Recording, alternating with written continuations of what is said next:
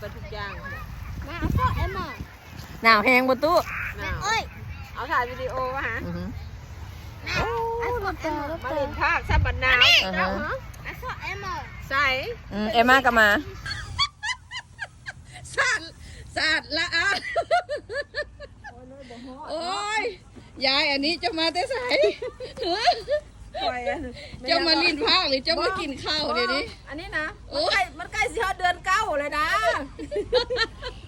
มาหาคอข้าวโอ้ยเปิงดูมาหาคอข้าวบากับพ่อบารถสกูเตอร์ลูกมันใกล้สิฮอดเดือนเก้าเลยเด้อขอสิออกคอข้าวเลยเด้อ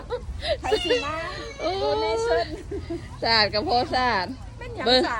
บิ่งเอาเด้อผ้าข้าเจ้านี่บอกกำงาแล้วผ้าข้าเจ้านี่บอกกำงามคนมากะงามเพื่อกันจะหอบเอียงพลุงตุงนางมันนะหอบกระตากระบุงมาขอหอเขาศาสตร์แกเฮียพ่อศาสตร์เอาลงไปทางนี้กันดิหิวพาย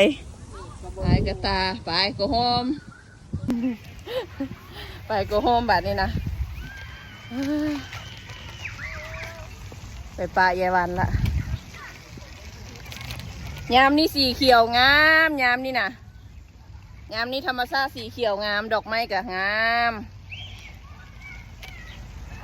บัดยามสโนว์พูดแหละต้นไม้นี่ก็บ่มีใบแล้วไปละโกโฮมทุกคนไปกระตาเอ้กระเป๋าเหมือนเดิม